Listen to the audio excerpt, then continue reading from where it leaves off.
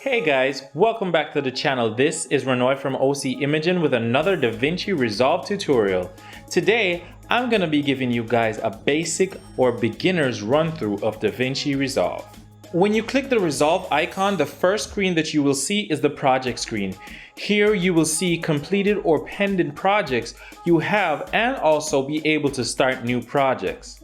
Now, because I already have a project for this particular video, I'm gonna go ahead and open that. Upon opening Resolve, if it's not your first time, you will more than likely be routed to the edit window. However, this is a basic video. So let's work our way through each window.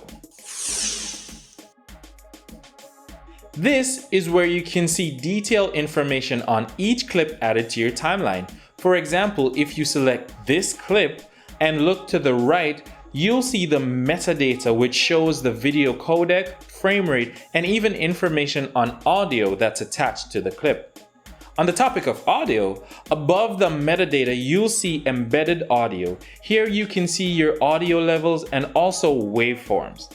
Also, if for some reason you have a clip that says media offline, you are able to relink that clip or clips from this window. I previously made a tutorial on how to have this done. That video's link will be in the bio. Check it out after this one. As it states in the name, you are able to make precise cuts in this window, all while still being able to press play and review your footage. In addition, you are able to add transitions, titles, and effects to your clips. The edit window, aka the do-it-all window, aka the window where you'll spend a majority of your time when using Resolve. Aside from relinking clips, you can do everything in the edit window that can be done in the previous two windows. This is my normal layout, however there are persons who would prefer to have their effects library and edit index showing, or media pool and sound library. This can easily be changed by clicking the respective tabs. Just as in the previous windows, you have your timeline in which you can cut, copy, and make several changes to your clips. The equalizer is at the lower right section of the window, and with that you can easily monitor your audio while editing. The upper right section of this window is where the inspector tool is located. This is a very powerful tool which you can use to crop in or out, adjust the opacity of clips, photos, or text, add dynamic zoom, stabilization, keyframes, and more.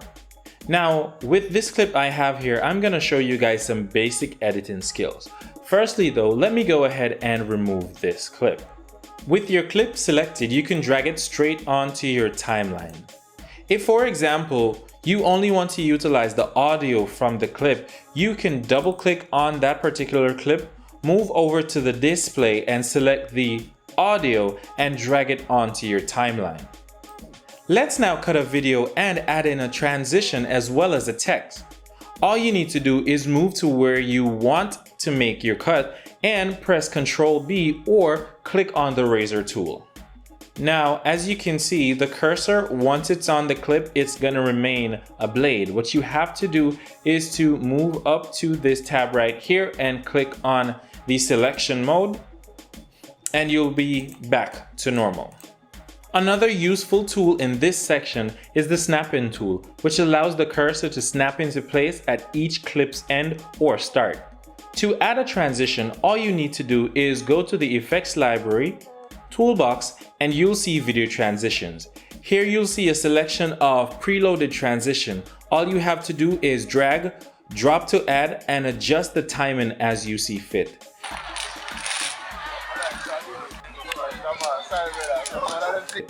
Just as with all clips, you are able to make further adjustments to your transition in the Inspector tab. Now, adding a text to your clip is pretty much the same process as adding a transition. So you're gonna go over to Toolbox just the same and click on Titles.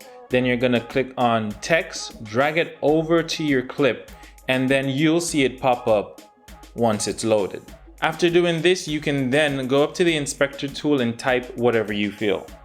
After making the change to your text, you now have the ability to change your color, the font that you want to use. One of my favorite fonts is Thorn. So I change it to that, and I can change the color over to something that will pop more with the background that's there. You can go ahead and adjust the sizing, and you can add keyframes in regards to the positioning of the text.